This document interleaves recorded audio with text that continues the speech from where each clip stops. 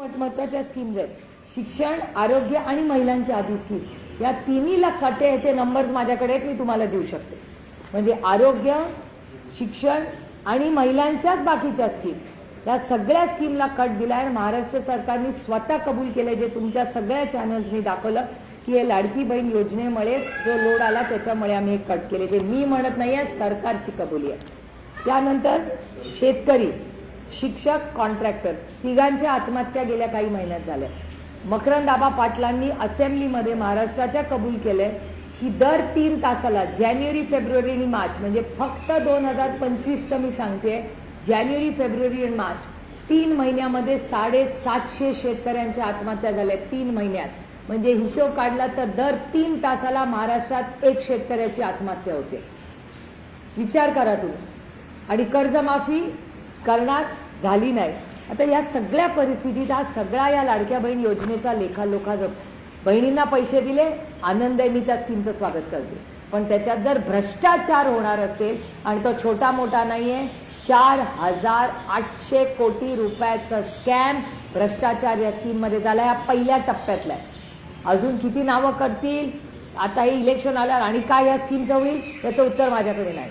पण महाराष्ट्राची आर्थिक परिस्थिती ही गंभीर आहे, हे मी एकटी म्हणत नाही आहे. राज्यातले अनेक मंत्र्यांच्या स्टेटमेंट्स तुमच्या सगळ्या मीडियामध्ये आलेले आहेत आणि सरकार कबूल करते. आणि data speaks louder than words, म्हणजे डेटाच सांगतोय ना आपल्याला. त्याच्यामुळे मी विनंती करते महाराष्ट्र सरकारला की याच्यावर SIT बसवा. आणि मला प्रश्न पडतोय की ज्यांनी फॉर्म भरून कोणी घेतले आणि कसे घेतले, आणि हे 26 लाख फॉर्म पहिल्या टप्प्यात रिजेक्ट कसे नाही झाले. मग कुठलं सॉफ्टवेअर होतं, कुठली स्कीम होती, स्कीमचा हे सॉफ्टवेअरपासूनच घोटाळा आहे ना. हा काय छोटा मोठा घोटाळा नाही आहे. आणि हा घोटाळ्याचं उत्तर सरकारला द्यावं लागेल. हे पूर्ण सरकार त्याला जबाबदार आहे. आणि त्यांचंच म्हणणं आहे की हे सगळ्यात चांगलं चालणारं डिपार्टमेंट आहे. तर महाराष्ट्र सरकार म्हणतंय की त्यांचं महिलांचं डिपार्टमेंट हे सगळ्यात चांगलं चालतं आणि त्याच्यातच 4,800 कोटी रुपयाचा जर घोटाळा निघत असेल आणि चुकीच्या पद्धतीने ही कामं झाली असतील तर त्याला जबाबदार महाराष्ट्रात संपूर्ण सरकार आहे. आणि ह्याचं उत्तर महाराष्ट्राच्या माननीय मुख्यमंत्र्यांना द्यावंच लागेल. मंत्री होत्या त्यावेळी फॉर्म भरून घेण्यात आले, पुन्हा एकदा त्यांना त्याच खात्याचं मंत्री केलेलं आहे आणि त्याच खात्यामध्ये हा कथितरित्या मोठा घोटाळा आकडेवारीनुसार आपल्याला पाहायला मिळतोय. काही कारवाई एक तर माझं म्हणणं आहे, अदिती तटकरे या एक युवा नेत्या आहेत, त्यातून एक महिला आहे. त्याच्यामुळे मी अदिती तटकरेवर कधीही काहीही आरोप प्रत्यारोप करणार नाहीत. कारण का मला माहिती आहे सरकार कसं चालतं. आणि तुम्हाला आठवत असेल की हे सरकारची जेव्हा स्कीम अनाऊन्स झाली तेव्हा सगळ्यात पुढाकार कोण करत होतं, त्यातले मंत्री, उपमुख्यमंत्री हे कार्यक्रम ड्राईव्ह करत होते. त्याच्यामुळे एक महिलेवर मी आरोप करणार नाही. मी त्या महिलेला त्याच्यासाठी जबाबदार धरणार नाही. तो सरकारचा प्रोग्राम आहे. सरकारची इन्क्वायरी झाली पाहिजे आणि सरकारने त्याचं उत्तर दिलं पाहिजे. आता पुरुषांनी याची जबाबदारी घेतली पाहिजे. कारण का हा सरकारची जबाबदारी नाही आहे. बघा, तुम्हाला मोठं पद हवं असतं ना, किंवा लिडरशिप हवी असते ना, तेव्हा लिडरशिपनी अशा वेळीच आपल्या मंत्र्यांचं पारदर्शकपणे, ही चूक आपल्याकडून झाली असेल तर आपल्या युवा मंत्र्यावर ढकलायचं नाही. त्याची जबाबदारी तिथल्या मोठ्या मंत्र्यांनी, जे प्रशासनात आहेत, ज्यांनी निर्णय घेतला त्या कॅबिनेटची त्याची जबाबदारी आहे. ह्याची जबाबदारी पूर्ण महाराष्ट्राच्या कॅबिनेटची आहे. कारण का हा घोटाळा त्या कॅबिनेटनी अप्रूव्ह केलेला आहे.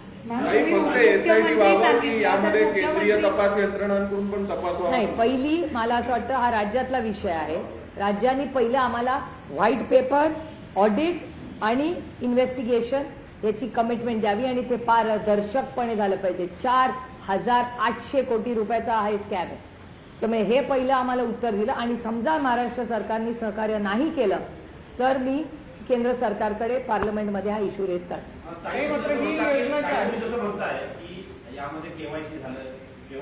सांगते ना,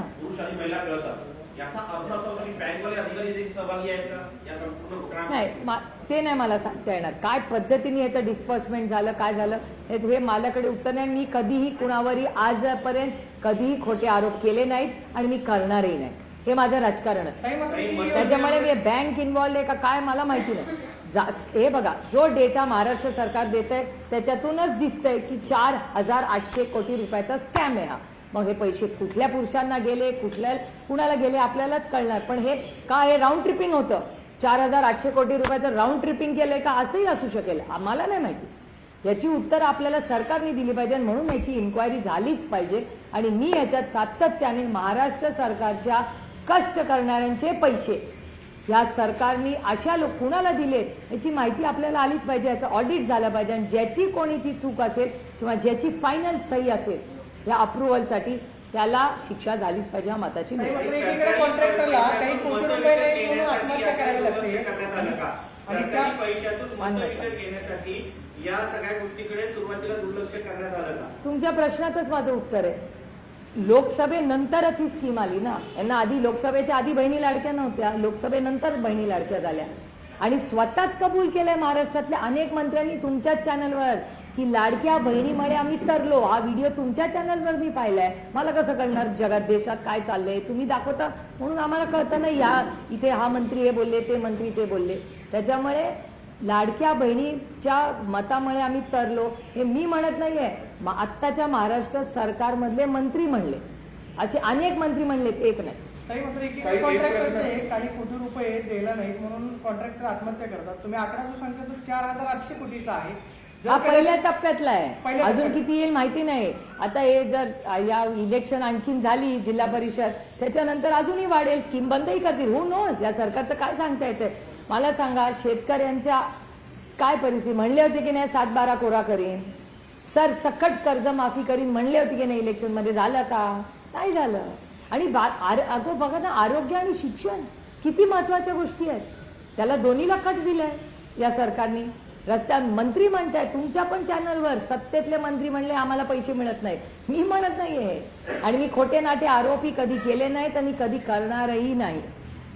काही इलेक्शन पूर्वी स्क्रुटिनी शिवाय फॉर्म ऍक्सेप्ट केले गेले, त्यामुळे हे सगळं झालं.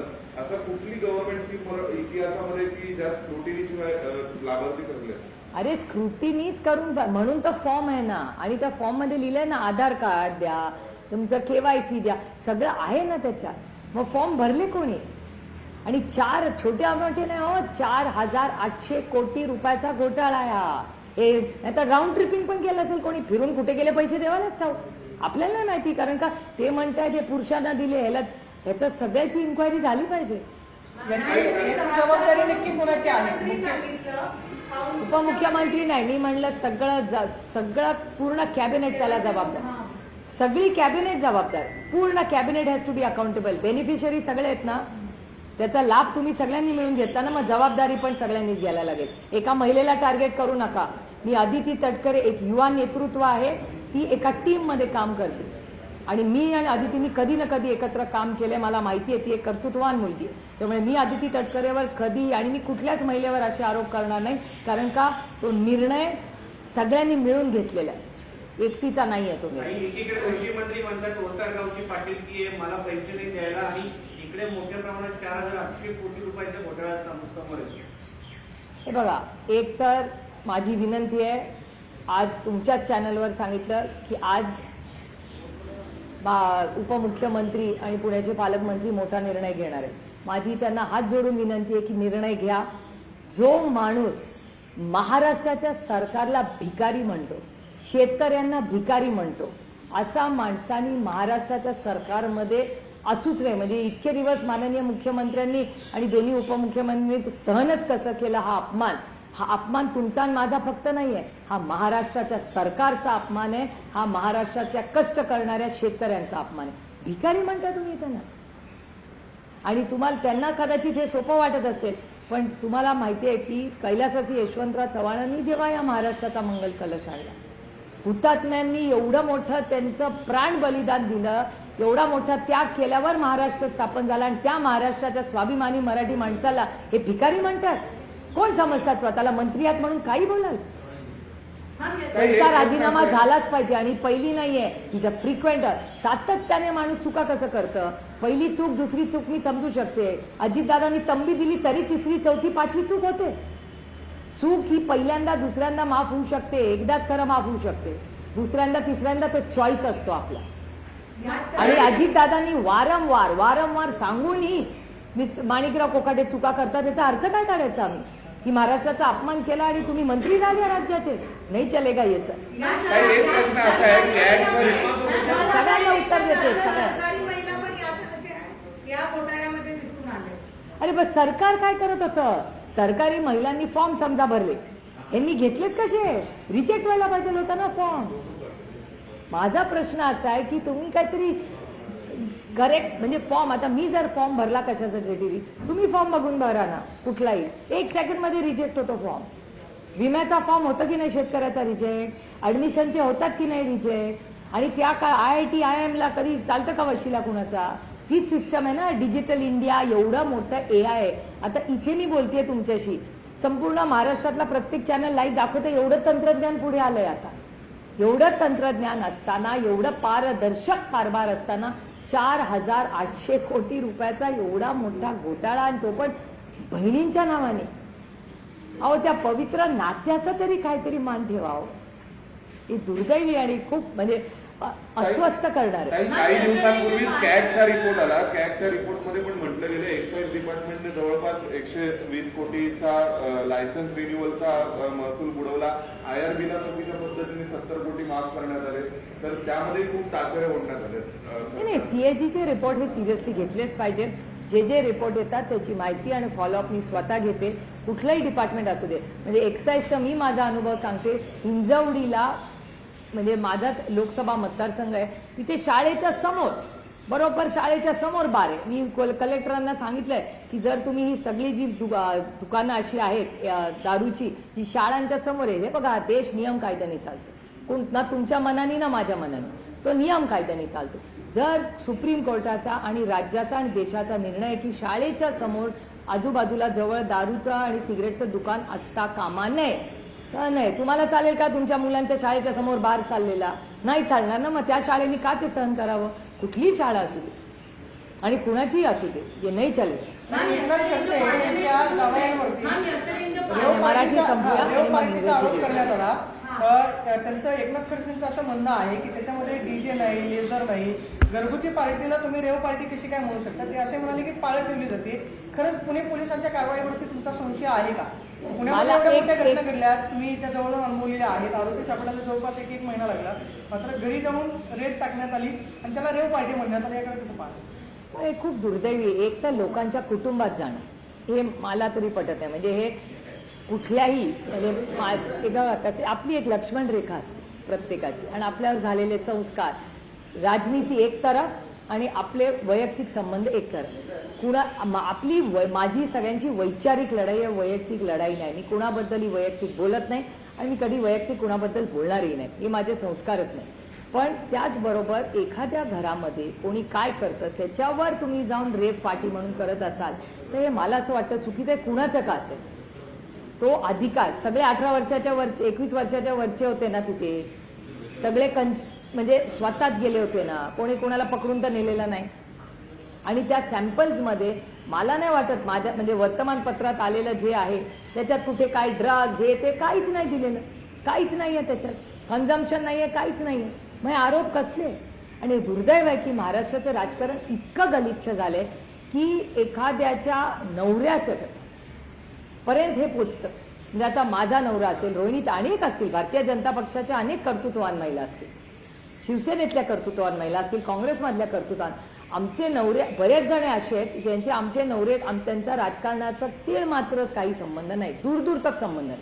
अशा किती महिला आहेत या देशात, काश्मीर टू कन्याकुमारी, आणि सगळ्याच पक्षांमध्ये. आता तुम्ही आमच्याबद्दल काही बोलू शकत नाही म्हणून आमच्या नवऱ्यांना अटॅक करणार, ज्यांचा एक तर राजकारणाशी काही संबंध नाही आणि त्यांचा आमच्या कामाशीही काही संबंध नाही.